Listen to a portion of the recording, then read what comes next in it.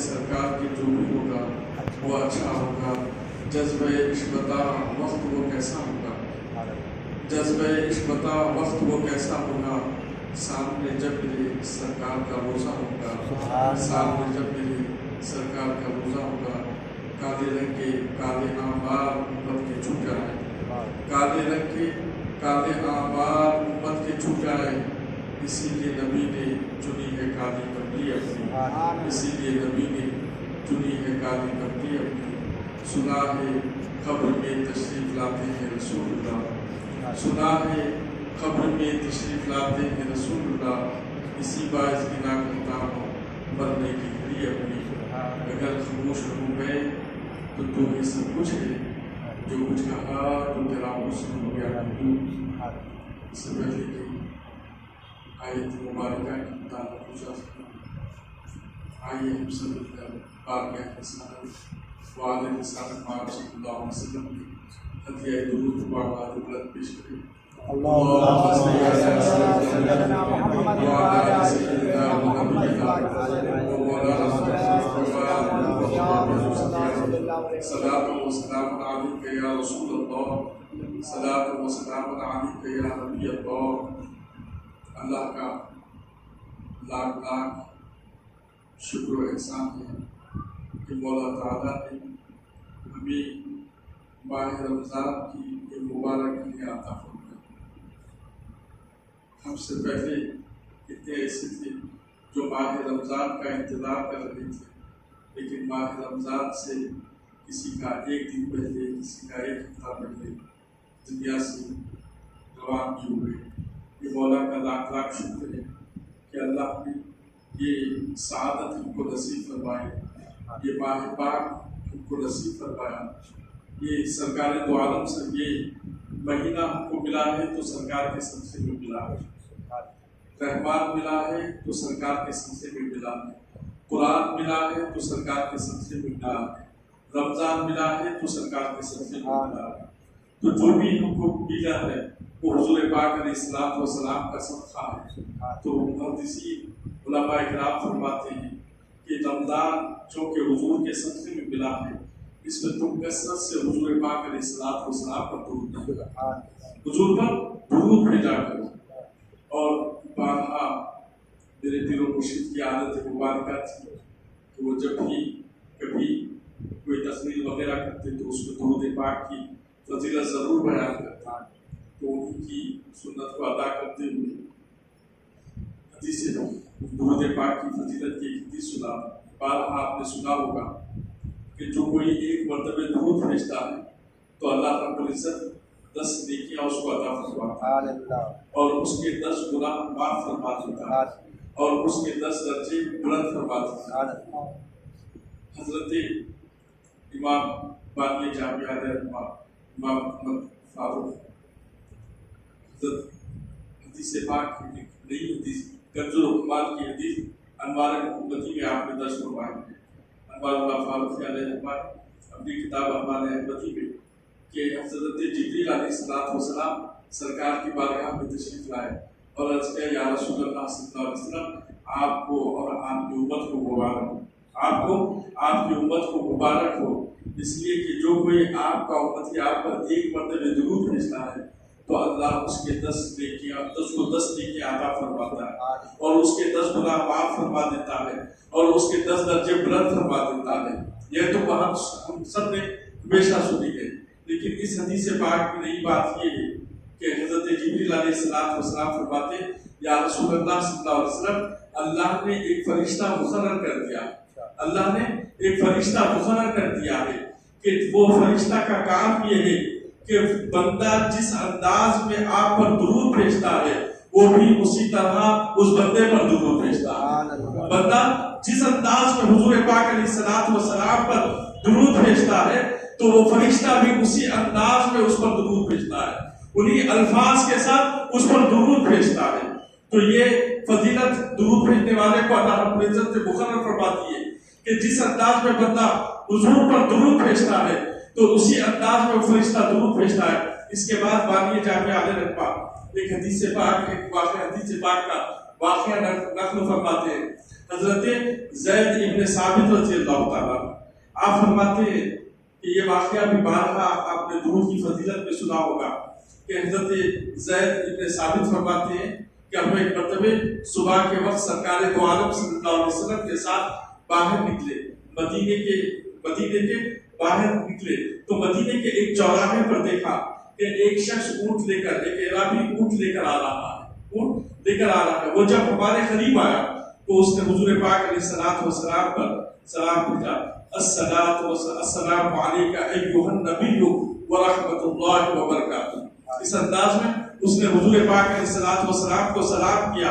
حضور پاک علیہ الصلوۃ والسلام نے اس کا جواب دیا، جو ہی جواب دینا تھا ایک اور شخص دوڑتا ہوا آیا، آ کر کہنے لگا یا رسول اللہ صلی اللہ علیہ وسلم، یہ جو شخص عرابی ہے اس نے میرا اونٹ چرا لیا، یہ اونٹ جو اس کے پاس ہے وہ اس کا نہیں، یہ میرا اونٹ ہے، اس نے چرا لیا ہے۔ حضور نے اس سے پوچھا، وہ عرابی نیا تھا، یہ شخص کو معلوم تھا کہ یہ نیا شخص ہے، یہ اونٹ لے کر آیا ہے، لہذا اس کا اونٹ ٹھیک کیا جائے۔ اب یہ گواہ پیش کر دیا کہ یہ گواہ یہ میرا اونٹ ہے۔ اب جو عرابی تھا اس کے پاس کوئی گواہ نہیں تھا، مختصر انداز میں طویل واقعہ ہے، مختصر انداز میں اس کرو، اس کے پاس کوئی گواہ نہیں ہے۔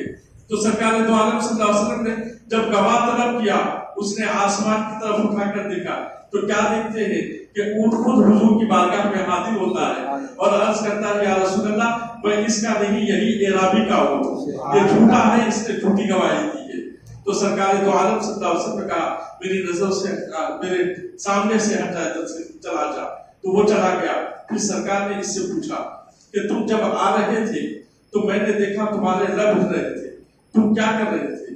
تو صحابہ رسول نے کہا کچھ نہیں یا رسول اللہ صلی اللہ علیہ وسلم، آپ کی ذات مبارکہ پر درود بھیج رہا تھا، آپ کی ذات مبارکہ پر درود بھیج رہا تھا۔ اور درود بھیجنے کا انداز یہ تھا، درود بھیجنے کا انداز بانی جامعہ علیہ رحمہ نے اس کے الفاظ کو بھی نقل فرمایا ہے کہ اس نے کس انداز میں درود بھیجا، اللہم صلی علی محمد حتی لا تبخى من الصلاة شیء۔ یا رسول اللہ صلی اللہ علیہ وسلم، آپ پر اتنے درود ہو کہ دنیا میں کوئی درود باقی ہی نہ رہے، حتی لا تبخى من الصلاة شیء۔ یا رسول اللہ، دنیا میں جتنے درود ہیں اتنے درود آپ کی ذات پاک پر ہو، کوئی درود باقی ہی نہ رہے۔ اس کے بعد فرماتے ہیں وہ کہہ رہا تھا اللہم صلی علی محمد حتی لا تبخى من الصلاة شیء۔ یا رسول اللہ صلی اللہ علیہ وسلم، آپ پر اتنی سلامتیاں ہو کہ دنیا میں کوئی سلامتی باقی ہی نہ رہے، دنیا میں جتنی سلامتیاں ہیں وہ تمام سلامتیاں اللہ آپ پر نازل فرمائے، آپ پر نازل فرمائے۔ اس کے بعد وہ کہتا ہے اللہم بارک علی محمد حتی لا تبخى من البرکت شیء۔ یا رسول اللہ صلی اللہ علیہ وسلم، آپ کی ذات پر اللہ اس قدر برکتوں کا نزول فرمائے کہ دنیا میں کوئی برکت باقی ہی نہ رہے، کوئی برکت باقی ہی نہ رہے۔ اللہم ارحم علی محمد حتی لا تبخى من الرحمت شیء۔ یا رسول اللہ صلی اللہ علیہ وسلم، اللہ آپ پر اتنی رحمتیں نازل فرمائے کہ دنیا میں کوئی رحمت باقی ہی نہ رہے، دنیا میں کوئی رحمت باقی ہی نہ رہے۔ تو میرے بزرگو دوستو، بتانا یہ چاہ رہا ہوں، یہ صحابی رسول اس انداز میں درود بھیجے۔ سرکار دو عالم صلی اللہ علیہ وسلم نے فرمایا شاید اسی لیے اللہ نے بے زبان جانور سے گواہی دلا کر تیری حفاظت، تیری اور تیرے مال کی حفاظت فرمائی ہے۔ اور میں نے دیکھا ہے تو یہ جو درود پڑھ رہا ہے، اس درود کے الفاظ کو لینے کے لیے آسمانوں سے اتنے فرشتے آئے ہوئے کہ مدینے کا سارا آسمان فرشتوں سے بھر گیا، فرشتوں سے بھر گیا ہے۔ تو دیکھیے اس انداز سے جب اس نے عرابی نے حضور پر درود بھیجا ہے، تو اب جیسا کہ حدیث پاک میں بانی جامعہ رحمہ فرماتے ہیں کہ اللہ نے ایک فرشتہ مقرر کر دیا ہے، وہ جس انداز میں حضور پر درود بھیجتا ہے وہ بھی اسی انداز پر درود بھیجتا ہے۔ تو جب اس نے یہ بھیجا کہ یا رسول اللہ صلی اللہ علیہ وسلم، آپ پر اتنے درود ہو کوئی درود باقی نہ ہو، تو وہ فرشتہ بھی اسی لفظوں میں، اسی انداز میں درود بھیج رہا ہوگا، اے بندے مومن، تجھ پر بھی اتنے درود ہو جتنے کوئی درود دنیا میں باقی نہ رہے، دنیا میں باقی نہ رہے۔ اور تجھ پر اتنی سلامتیں ہو کہ کوئی سلامتی ہی باقی نہ رہے، تجھ پر اتنی برکتیں ہو کوئی برکت ہی باقی نہ رہے، اور تجھ پر اتنی رحمت رحمتیں ہو، کوئی رحمت ہی باقی نہ رہے، کوئی رحمت ہی باقی نہ رہے۔ اور پھر اسی کے ساتھ ایک اور حدیث آپ نقل فرماتے ہیں کہ بعض لوگ یہ کہتے ہیں کہ لوگوں تم درود پڑھتے ہیں کیا سرکار دو عالم صلی اللہ علیہ وسلم اس درود کو سنتے ہیں یا نہیں؟ ابھی ان کو یہ اشکال لگا ہوا ہے، ابھی یہ مغالطے میں ہے کہ حضور پاک درود پاک سنتے ہیں کہ نہیں۔ باقی جامعہ رحمت یہ حدیث نقل کر کے کہتے ہیں کہ حضور کا درود سننا تو دور کی بات ہے، حضور پاک علیہ الصلوۃ والسلام درود پڑھنے والے کے منہ سے جو الفاظ نکل رہے ہیں ان الفاظ کو بھی دیکھ رہے ہیں، ان الفاظ کو بھی دیکھ رہے ہیں، اور جو آسمان سے فرشتے آ کر ان الفاظ کو لے کر جا رہے ہیں، سرکار ان فرشتوں کو بھی دیکھ رہے ہیں، ان فرشتوں کو بھی دیکھ رہے ہیں۔ پھر اس کے بعد ایک اور حدیث آپ نے نقل فرمائی کہ سرکار دو عالم صلی اللہ علیہ وسلم فرماتے ہیں جب بندہ مومن کوئی درود پڑھتا ہے تو وہ درود ایک فرشتہ آسمانوں کی طرف لے کر جاتا ہے، آسمانوں کی طرف لے کر جاتا ہے۔ جب وہ آسمانوں کی طرف لے کر جاتا ہے تو جتنے درمیان میں جتنے فرشتے پہلے آسمان پر، دوسرے آسمان پر، تیسرے آسمان پر، چوتھے اسی طریقے سے ساتویں آسمان پر، سدرۃ المنتہا، عرش، اور اس سے بھی آگے لامکان میں جب خدا کی بارگاہ میں وہ درود پہنچتا ہے تو جتنے فرشتے راستے میں ملتے ہیں وہ سارے کے سارے فرشتے اس درود کے الفاظ کو دیکھتے ہیں اور یہ کہتے ہیں صلو علی قائلھا کما صلی النبی محمد صلی اللہ علیہ وسلم، کہ اس درود بھیجنے والے پر وہی الفاظ ہو جن الفاظ نے اس نے حضور پاک علیہ الصلوۃ والسلام پر درود بھیجا ہے۔ یعنی ہر آسمان کا ایک فرشتہ تو زمین پر مقرر ہے، ایک فرشتہ تو زمین پر مقرر ہے کہ وہ آپ پر اسی طریقے سے درود بھیجتا ہے جس طریقے سے آپ حضور پر درود بھیجتے ہیں۔ اب پھر وہ درود کو جب آسمانوں پر لے کر جا رہے ہیں تو سارے آسمانوں کے فرشتے، جتنے فرشتے پہلے آسمان سے لے کر عرش معلیٰ تک ہے، وہ سارے کے سارے اس کے لیے وہی الفاظ کہہ رہے ہیں جن الفاظ پہ وہ حضور پاک علیہ الصلوۃ والسلام پر درود بھیجتا ہے۔ تو ہمیں چاہیے کہ حضور پاک علیہ الصلوۃ والسلام پر مبارک الفاظ کے ساتھ درود بھیجا جائے اور بڑی عقیدتوں کے ساتھ، بڑی محبتوں کے ساتھ، جس قدر محبت و عقیدت کے ساتھ آپ بھیجیں گے اسی انداز میں آپ پر بھی فرشتے درود بھیجیں گے۔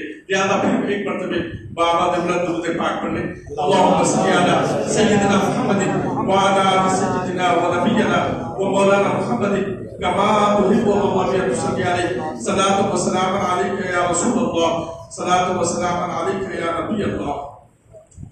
تو اللہ نے ہم کو یہ مبارک مہینہ نصیب فرمایا جس کے متعلق سرکار دو عالم صلی اللہ علیہ وسلم فرماتے ہیں یا ایھا الناس قد اظلکم شہر عظیم، اے لوگوں تم پر ایک ایسا مہینہ سایہ فکن ہونے والا ہے جو بڑا ہی عظمت والا ہے، شہر عظیم، شہر مبارک، جو نہ صرف عظمت والا ہے جو برکتوں والا بھی ہے، برکتوں والا بھی ہے۔ تو یہ مہینہ تم پر سایہ فکن ہونے والا ہے اور اس میں اللہ تعالیٰ تمہارے عمل کو کے ثواب کو بڑھا دیتا ہے۔ اگر تم نفل کر پڑھتے ہو تو اللہ فرض کا ثواب عطا فرماتا ہے، فرض پڑھتے ہو تو 70 فرض کا ثواب عطا فرماتا ہے۔ تو یہ مبارک مہینہ جس میں اللہ رب العزت اپنی رحمتوں کو برسا رہا ہے، اپنی رحمتوں کا اضافہ فرما رہا ہے، اور ایک حدیث میں پاک میں آتا ہے، حضرت ابو ہریرہ رضی اللہ تعالیٰ عنہ اس کے راوی ہیں، فرماتے ہیں اذا دخل رمضان، جب رمضان داخل ہوتا ہے فتحت ابواب السماء، فتحت ابواب السماء، آسمانوں کے سارے دروازے کھول دیے جاتے ہیں۔ وفی روایت، اور دوسری روایت میں آتا ہے فتح ابواب الجنہ، اللہ جنت کے تمام دروازوں کو کھول دیتا ہے۔ وغلقت ابواب جہنم، اور جہنم کے دروازوں کو بند کر دیا جاتا ہے۔ وسلسلت الشیاطین، اور شیاطین کو بند کر دیا جاتا ہے۔ اسی حدیث کے تسلسل میں فرماتے ہیں وفی روایت ابواب الرحمہ، اللہ تمام رحمت کے دروازوں کو کھول دیتا ہے، تمام رحمت کے دروازوں کو کھول دیتا ہے۔ تو یہ ماہ پاک اس قدر عظمت والا، اس قدر شان والا ہے کہ جو ہی اس کی پہلی رات آتی ہے تو اللہ رب العزت رحمت کے تمام دروازے کھول رہا ہے، جنت کے تمام دروازے کھول رہا ہے اور آسمانوں کے تمام دروازے کھول رہا ہے۔ علماء کرام فرماتے ہیں آسمانوں کے تمام دروازے کھولنے کا مطلب یہ ہے کہ اللہ خیر کے تمام دروازے کھول رہا ہے، ہر بھلائی کے تمام دروازے کھول رہا ہے، اللہ توبہ کے دروازے کھول رہا ہے، اللہ بخشش کے دروازے کھول رہا ہے، اللہ مغفرت کے دروازے کھول رہا ہے، اللہ عطاؤں کے دروازے کھول رہا ہے، اللہ عنایتوں کے دروازے کھول رہا ہے، اللہ انعامات کے دروازے کھول رہا ہے، اللہ رزق کے دروازے کھول رہا ہے، اللہ شفا کے دروازے کھول رہا ہے، اللہ بھلائی کے دروازے کھول رہا ہے۔ ابواب السماء تمہارے لیے تمام خیر کے دروازے کھول دیے گئے ہیں۔ جو ہی اللہ پاک کی آمد ہو رہی ہے، یہ اس کی برکت یہ ہے، اس کی شان یہ ہے کہ تمہارے لیے ہر بھلائی کے، ہر خیر کے دروازے کھول دیے جا رہے ہیں۔ نہ صرف یہ دروازے کھول رہے ہیں، پھر اس کے ساتھ فرمایا ابواب الرحمہ، رحمت کے بھی دروازے تمہارے لیے کھول دیے جا رہے ہیں۔ ابواب الجنہ، جنت کے بھی دروازے تمہارے لیے کھول دیے جا رہے ہیں۔ اور پھر بدترین بتاتے ہوئے، دلاتے ہوئے کہا وَغُلِّقَتِ الْأَبْوَابُ جَهَنَّمَ، اور جہنم کے دروازے بند کر دیے۔ میں نے صرف تمہارے لیے اپنی رحمتوں کے، اپنے کرم کے، اپنے فضل کے دروازے نہیں کھولے، تمہارے لیے میں نے جہنم کے دروازوں کو بھی بند کر دیا ہے۔ وَسُلْسِلَتِ الشَّيَاطِينَ، اور شیاطین کو بھی، بھسم کے شیاطین کو بھی بند کر دیا گیا ہے، تمہارے لیے میں نے ان کو بھی بند کر دیا ہے، کیونکہ یہ رحمت والا مہینہ میں نے تم کو عطا کیا ہے، یہ برکت والا مہینہ میں نے تم کو عطا کیا ہے۔ تو میرے بزرگوں، دوستو، یہ شان والا، یہ عظمت والا مہینہ ہم کو عطا کیا ہے، تو اس میں ہمیں غفلت نہیں کرنا ہے، اس ماہ پاک میں ہمیں غفلت نہیں کرنا ہے، بلکہ اس ماہ پاک کو غنیمت سمجھ کر اللہ کو راضی کرنے کی کوشش کرتا ہے، اللہ کو منانے کی کوشش کرتا ہے، اللہ سے جڑنے کی کوشش کرتا ہے۔ اللہ کس لیے یہ سب کر رہا ہے؟ اللہ کو ضرورت کیا ہے؟ اللہ کو ضرورت کیا ہے؟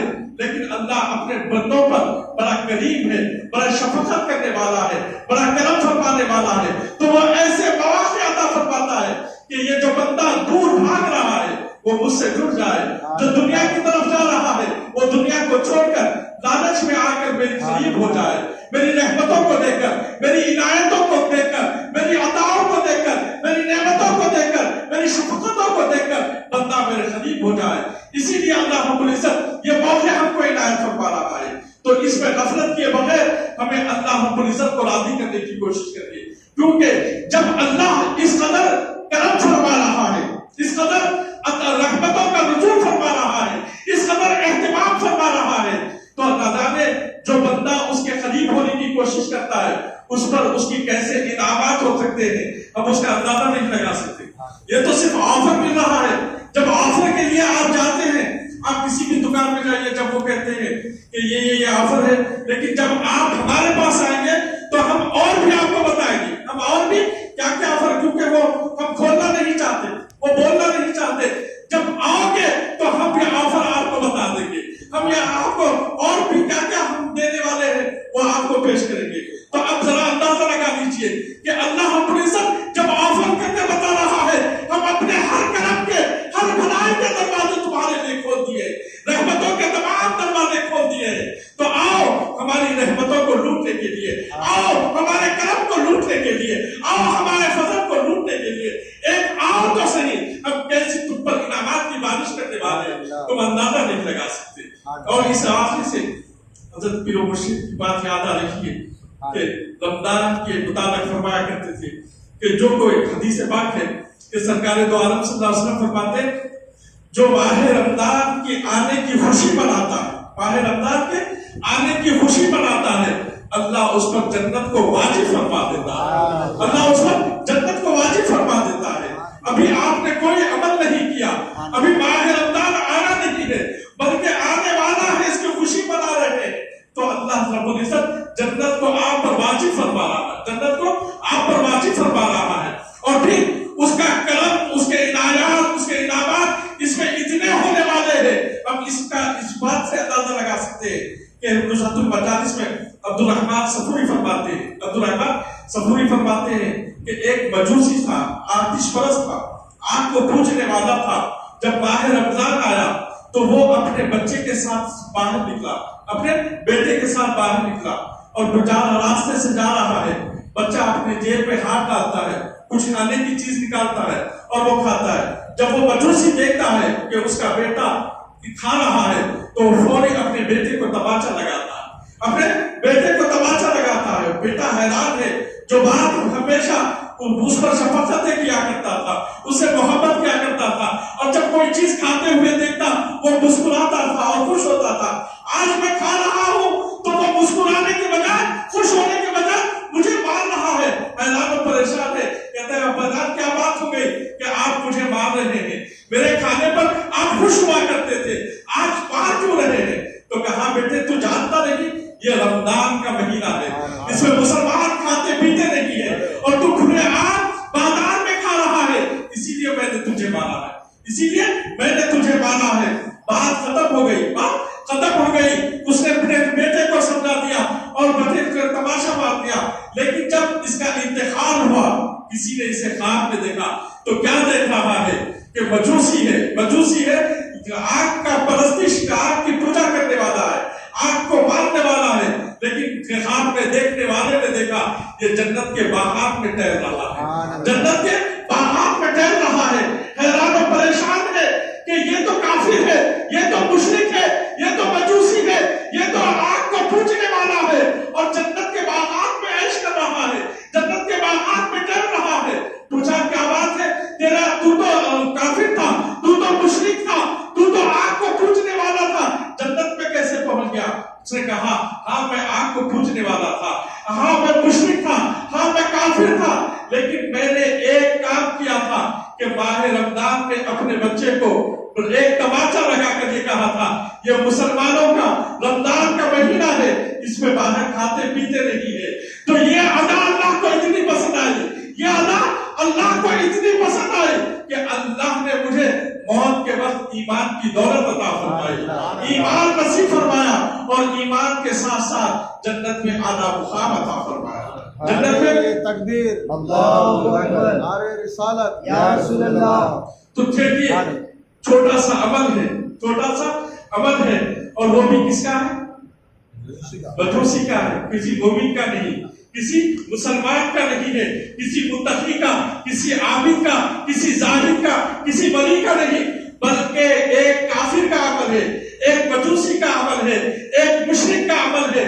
لیکن اللہ کو ماہ رمضان کا اہتمام کرنا اس قدر پسند آیا، ایمان جیسی دولت اس کو عطا فرماتا. ایمان سے علماء کرام فرماتے ایمان سے بڑھ کر کوئی چیز نہیں، ایمان سے بڑھ کر کوئی چیز نہیں ہے.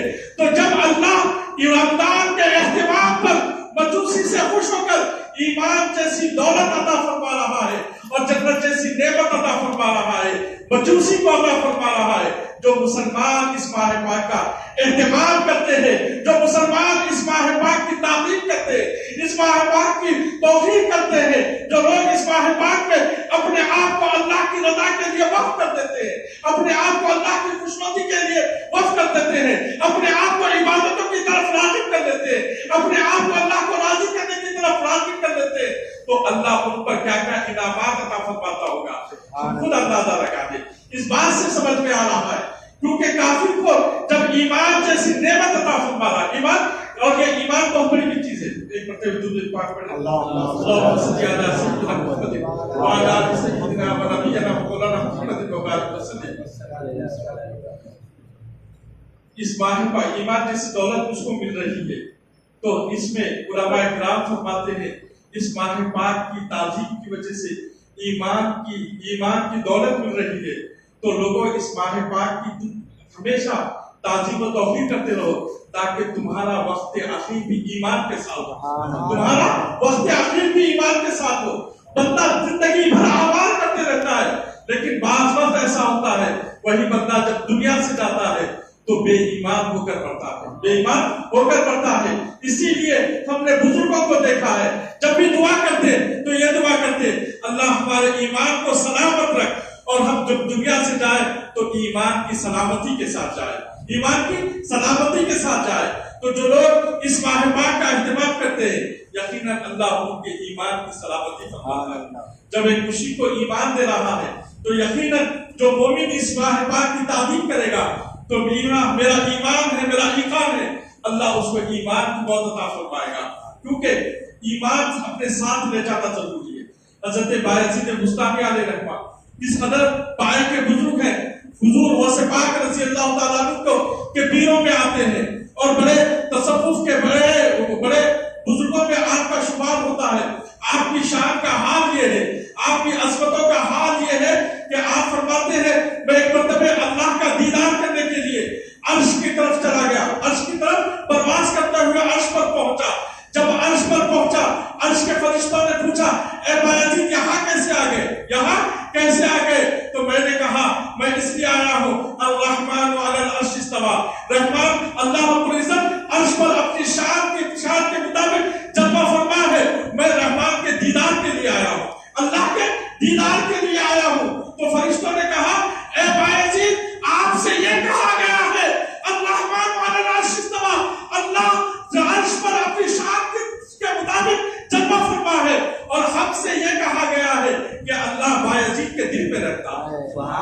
تم سے یہ کہا گیا عرش پر رہتا ہے, اور ہم سے یہ کہا گیا ہے کہ اللہ بایزید کے دل میں رہتا ہے. یہ شان کے بزرگ ہے. اور آپ ایک فرماتے ہیں کہ اگر لو رأتنی جہنم وجہی لخمدت, آپ فرماتے ہیں اگر جہنم کی آگ بایزید کے چہرے کو دیکھ لے تو میرے چہرے کی نورانیت سے اس کی آگ بجھ جائے, میرے چہرے کی کشش سے اس کی آگ بجھ جائے.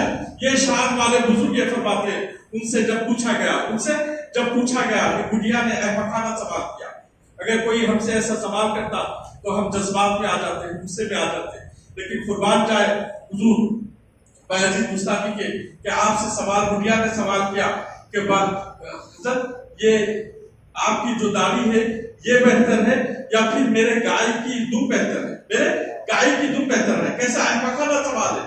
اگر کوئی ہم سے یہ کہتے تو ہم فوری غصے میں آ جاتے, لیکن حضرت بایزید بستامی کا سمجھ دیکھیے, کہا بھائی بڑا اچھا سوال کیا, بڑا پیارا تم نے سوال کیا, تو یہ پوچھ رہی ہے کہ میری داڑھی بہتر ہے یا تیری گائے کی دم. تو سن لے, اگر میں دنیا سے ایمان کے ساتھ گیا تو میری داڑھی بہتر ہے, اگر دنیا سے بغیر ایمان کے جاؤ تو تیرے گائے کی دم بہتر ہے. تو ایمان کی حفاظت کرنا ہر کسی کے لیے ضروری ہے. اسی لیے بایزید بستامی جیسے بزرگ یہ کہہ رہے ہیں اگر ایمان کے ساتھ جاؤ, جبکہ آپ کا حال یہ ہے. ایک مرتبہ ایسا ہوا کہ ایک شخص شراب پی کر پڑا ہوا تھا, نالے میں گرا ہوا تھا. آپ نے اسے اٹھایا, اس کا منہ دھلایا, اسے پاک کو صاف کیا اور اسے ایک مقام پر بٹھا دیا. اب آپ اپنے کام کے لیے نکل گئے. آپ کی عادت مبارکہ تھی جب نماز فجر کے لیے مسجد پہنچتے تو سب سے پہلے تہجد کے لیے آپ ہی پہنچ جاتے, سب سے پہلے مسجد میں آپ ہی داخل ہوتے اور نماز تہجد ادا فرماتے. لیکن جس وقت اس شخص کے ساتھ یہ معاملہ ہوا, آپ جب مسجد میں داخل ہوئے تو پہلے دروازہ بھی آپ ہی کھولا کرتے تھے. آپ جب مسجد کے پاس پہنچے دیکھا پہلے سے دروازہ کھلا ہوا. آپ حیران و شدہ تھے کہ بستان میں کون ایسا آ گیا ہے جو بایزید سے پہلے مسجد پہنچ رہا ہے. بستان میں کون ایسا آ گیا ہے جو بایزید سے پہلے تہجد ادا کر رہا ہے. دیکھیں وہ تہجد کی نماز میں کھڑا ہوا ہے, تہجد ادا کر رہا ہے. جب غور سے دیکھا تو کیا دیکھتے ہیں, وہی شخص پڑا ہوا ہے جو نالے میں پڑا ہوا تھا, جو شراب پی کر پڑا ہوا تھا, وہی شخص آیا ہوا ہے. آپ حیران و شجر ہے. کل تو اس کی حالت یہ تھی کہ شرابی تھا, کبابی تھا اور شراب پی کر گندگی میں پڑا ہوا تھا. میں نے خود اسے اٹھایا تھا, میں نے خود اسے صاف کیا تھا, اس کو پاک کو صاف کیا تھا. اور اس کا حال یہ ہے, نماز ہونے کے بارگاہ خداوندی میں ہوئے, بولا یہ کیا ماجرا ہے, یہ کیا ماجرا ہے. کل تو اس کی حقیقت یہ تھی اور آج یہ بایزید سے پہلے مسجد میں آیا ہوا ہے. تو اللہ تعالیٰ کہتا ہے اے بایزید اس لیے ہم نے اسے یہ توفیق عنایت فرمائی کہ آپ نے اس کو پاک کیا تھا, آپ نے اس کے ظاہر کو پاک کیا تھا. آپ کی برکت سے ہم نے اس کے باطن کو پاک فرما دیا ہے. تو یہ شان والے بزرگ ہیں, یہ عظمتوں والے بزرگ ہیں. فرما رہے ہیں اگر میں ایمان کے ساتھ جاؤں تو میری داڑھی بہتر ہے. تو اللہ تعالیٰ اس ماہ پاک کی تعظیم کرنے والوں کو ایمان کی سلامتی عطا فرماتا ہے. تو اس ماہ پاک کو غنیمت سمجھ کر اس کی قدر کرتے ہوئے اس پہ اللہ رب العزت کو راضی کرنے کی کوشش کریں. ایسا پیارا مہینہ اللہ رب العزت نے عطا فرمایا ہے, ایسا کرم کا مہینہ عطا فرمایا ہے. اس کے ہر ایک عمل, چھوٹے چھوٹے عمل میں اللہ رب العزت نے بڑی برکتیں رکھی ہیں, بڑی عظمتیں رکھی ہیں, بڑی نعمتیں رکھی ہیں. ہم اس کا اندازہ نہیں لگا سکتے. اور ایک مختصر سی بات, درود پاک اللهم صل على سيدنا محمد وعلى آل سيدنا ونبينا مولانا محمد وبارك وسلم۔ اس مہینے کی عظمت کو دیکھیے، اس مہینے کی فضیلت کو دیکھیے کہ سرکار دو عالم صلی اللہ علیہ وسلم فرماتے ہیں اس میں فرض پڑھو گے تو 70 فرض کا ثواب دیا جائے گا۔ پھر فرمایا اس میں قیام کو ثواب رکھ کر ثواب بنایا گیا ہے تمہارے لیے۔ پھر اس کے بعد فرمایا جو کوئی اس میں روزے دار کو افطار کراتا ہے، روزے دار کو افطار کراتا ہے تو اللہ اس کے تمام گناہوں کو معاف فرما دیتا ہے، اس کے تمام گناہوں کو معاف فرما دیتا ہے۔ پھر بات یہی ختم نہیں کی، پھر فرمایا اللہ اس کو جہنم سے نجات عطا فرماتا ہے، اس کے تمام گناہوں کو معاف فرماتا ہے اور اللہ اس کو جہنم سے نجات عطا فرماتا ہے۔ پھر اس کے بعد فرمایا اللہ اس کو اتنا ہی ثواب عطا فرماتا ہے جتنا ثواب روزے دار کو عطا فرماتا ہے۔ روزے دار کو جتنا ثواب عطا فرماتا ہے اتنا ہی ثواب اللہ اس کو عطا فرماتا ہے۔ جب صحابہ نے یہ سنا کہ ایک روزے دار کو افطار کرانے کی اس قدر فضیلت ہے کہ سرکار دو عالم صلی اللہ علیہ وسلم نے تین خوشخبریاں سنائی، تین خوشخبریاں سنائی کہ جو روزے دار کو افطار کرا دے اس کے تمام گناہوں کو معاف فرما دیا جاتا ہے، جو روزے دار کو افطار کرا دے اللہ اس کو جہنم سے نجات عطا فرما دیتا ہے، اور جو روزے دار کو افطار کرائے تو روزے دار کو جتنا ثواب ملے گا اس کو بھی اتنا ثواب ملے گا۔ عرض کیا یا رسول اللہ صلی اللہ علیہ وسلم ہمیں کوئی اتنی استطاعت نہیں رکھ سکتا کہ روزے، وہ دور بڑے فاقوں کا دور تھا، وہ دور بڑی تنگدستی کا دور تھا۔ بعض صحابہ کھجور کھا کر روزہ رکھ کرتے تھے، بعض کو تو صرف کھجور نہیں کھجور کی گٹھلی چوس کر روزہ رکھ کرتے تھے۔ ایسا تنگدستی کا دور تھا، تو اس دور کے صحابہ نے عرض کیا یا رسول اللہ صلی اللہ علیہ وسلم آپ نے تو بڑی اچھی بات بتائی ہے، بڑی اچھی خوشخبریاں دی ہے افطار کرانے والے کے لیے، لیکن یا رسول اللہ ہم میں کوئی اتنی استطاعت نہیں رکھتا، اتنی استطاعت نہیں رکھ سکتا کہ کسی کو افطار کرائے۔ تو سرکار دو عالم صلی اللہ علیہ وسلم نے فرمایا افطار کرانے کا مطلب یہ نہیں ہے کہ تم اسے پیٹ بھر کر کھانا کھلاؤ، اس کو سیر کراؤ، یہ مطلب نہیں ہے۔ افطار کرانے کا مطلب یہ ہے کہ تم ایک کھجور بھی کھلاؤ تو اللہ تم کو یہ ثواب عطا فرمائے گا، ایک گھونٹ دودھ پلاؤ تو اللہ تم کو یہ ثواب عطا فرمائے گا، اگر دودھ بھی نہ ہو سکے ایک گھونٹ پانی پلا تو اللہ تم کو یہ ثواب عطا فرمائے گا، تم کو یہ ثواب عطا فرمائے گا۔ تو سرکار دو عالم صلی اللہ علیہ وسلم نے فرمایا کھجور کھلا دو تو بھی یہ ثواب، اگر کھجور کی بھی استطاعت نہیں ہے دودھ پلا دو تو یہی ثواب ملے گا، دودھ کی بھی استطاعت نہیں ہے پانی تو سب جگہ ملتا ہے، پانی تو ملتا ہی ہے، پانی بھی اگر آپ کسی روزے دار کو پلا دے تو اللہ یہ ثواب عطا فرما دیتا ہے۔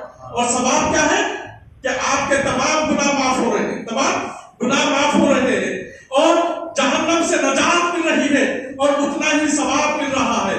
اب آپ غور کیجئے اللہ تعالیٰ کے فضل پر، اللہ تعالیٰ کے عطا پر، اللہ تعالیٰ کے کرم پر اس ماہ پاک میں کس قدر بندوں پر اپنی عنایت فرما رہا ہے، کس قدر بندوں پر اپنا کرم فرما رہا ہے کہ آپ غور کیجئے یہ جو کھجور ہے اور یہ جو پانی ہے، یہ جو دودھ ہے، یہ مادی چیز ہے، دنیا کی چیز، دنیاوی چیز ہے، یہ فانی ہونے والی چیز ہے۔